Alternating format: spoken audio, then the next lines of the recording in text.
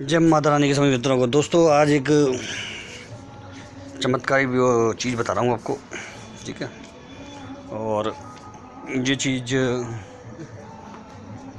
कई लोग जानते होंगे, कई लोगों ने पेड़ के नीचे एक माता रानी की छोटी सी छवि पेड़ में ही कोई सिंदूर से बनाता है, कोई कपड़े पहरा के बनाता है, कोई शिला होती है उस पर कपड़े पहना करके श्रृंगार करके लगाता है माता की मतलब प्रतिमा बना करके।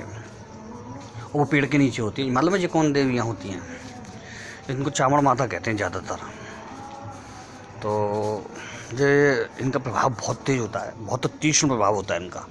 अगर कोई मनोकामना वगैरह इनके उसमें लेके चलता है आदमी तो वो अवश्य पूरी होती है। लेकिन इसमें एक चीज़ ज़रूर आपको देखनी चाहिए। ये प्रश्न मुझसे किया था कई लोगों ने, तो मैंने कि बताऊंगा इसके बारे में कभी, तो आज मुझे याद आ गया।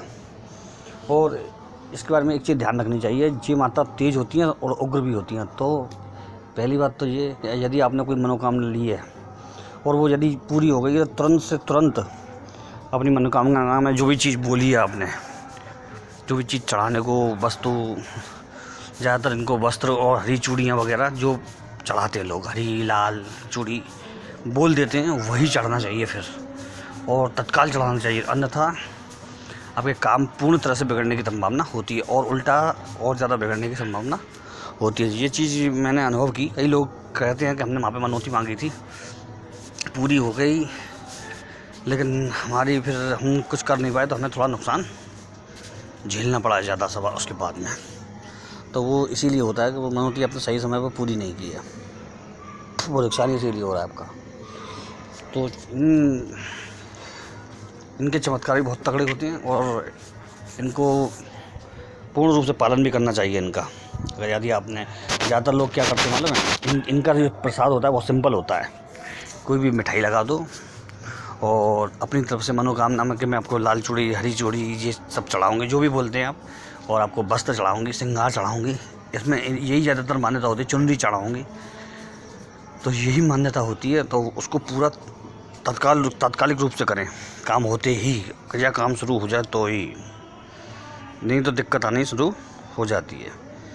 क्योंकि ये मैंने आपको एक तरह से सावधानी के तौर पर बताया, क्योंकि बहुत से लोग क्या करते हैं कि ये चीज़ें नहीं मतलब कर पाते और वो परेशानी बढ़ती जाती है। वो ये नहीं समझ पाते कि परेशानी हो क्यों रही है, और वो देर से अगर कर भी देते हैं तो उसका वो फल नहीं मिलता। फिर देर से नहीं करना चाहिए, क्योंकि जब तक काम बिगड़ चुके होते हैं फिर आप उसको दोबारा संभालेंगे और उस जगह पे आप मनौती लगाएंगे तो वो कभी पूरी नहीं होगी आपकी।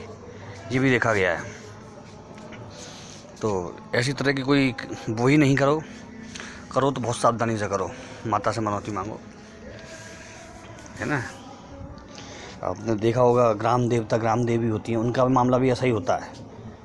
और मैं कई जगह आजमा चुका हूँ। जैसे हम कहीं जाते हैं किसी जगह पे और कोई तगड़ा काम अटक रहा होता है, जो हमारा उस जगह पर जो तगड़ा मैटर होता है कोई नेगेटिव चीज़ का, तो क्या होता है मालूम है, मैं ग्राम देवता, स्थान देवता को साथ लेके चलता हूँ वहाँ पे, तो वो खुद ही उसको दबा देते पहले ही इस चीज़ को। और हमारी जो चीज़ें होती हैं वो भी ऐसा ही काम करती हैं, बिल्कुल अचूक।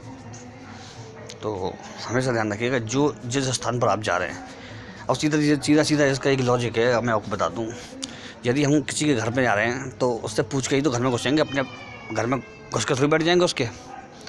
वो कहेगा कौन आ गया जी घुस कर के घर में, तो ऐसे नहीं बैठ जाएंगे ना। तो पूछ करके जाएंगे, साहब हम आपके घर में आ जाएँ, क्या आप 2 मिनट हमसे बात कर सकते हैं, या कि मैं आपका थोड़ा समय ले सकता हूँ, या आपसे ज़रूरी काम है, इस तरह से।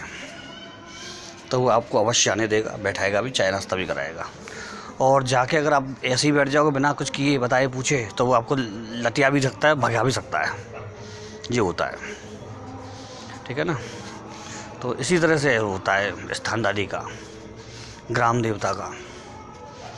ये छोटी छोटी चीज़ें होती हैं जो आदमी नहीं समझता, लेकिन जब तक समझ में आती है तब तक वो नुकसान कर चुका होता है अपना। तो ये सब चीज़ें समझें आप, जो उनके लिए भी है जो नए नए भक्त हैं, या भक्ताई के क्षेत्र में हैं इसमें, या तंत्र विद्या के क्षेत्र में, या फिर उतारे वगैरह करने वाले हैं, तो उन सब के लिए भी जो महत्वपूर्ण चीज़ है, बहुत बहुत महत्वपूर्ण है। तो वो कर सकते हैं इन चीज़ों को। और दोस्तों कई लोग पूछते रहते हैं आने के बारे में, तो देखिए भैया जिसको मैं बुलाऊँ वही आए। अगर फालतू आओगे तो आपको कोई काम नहीं होगा, ये पक्की बात है। इसीलिए जब काम ना हो तो उससे बढ़िया है कि आप बता करके पूछ करके आओ, तो जब मैं बुलाऊँ तभी आओ। क्योंकि इस समय मैं उन्हीं लोगों से बोल रहा हूँ जिनसे मैंने पहले कह दिया है आने का, क्योंकि भीड़ नहीं बढ़ाना चाहता फालतू की। क्योंकि जैसे आपका समय मतलब कीमती है, थोड़ा हमारा भी समय कीमती है। कुछ लोग क्या होता है कि ना अपनी परेशानी मतलब होती है तो वो क्या करते हैं कि बिना कहे बिना पूछे आ जाते हैं। फिर ऐसे लोगों को काम करने का मन नहीं करता कि बिना बताए मेरे काम को मतलब दखल अंदाजी देते हुए आते, तो फिर मैं ऐसे लोगों को काम करने का मन भी नहीं करता है, कोई भी काम करने का। ठीक है ना मित्रों? चलो जी मित्रों, जय माता रानी की, जय माँ भवानी।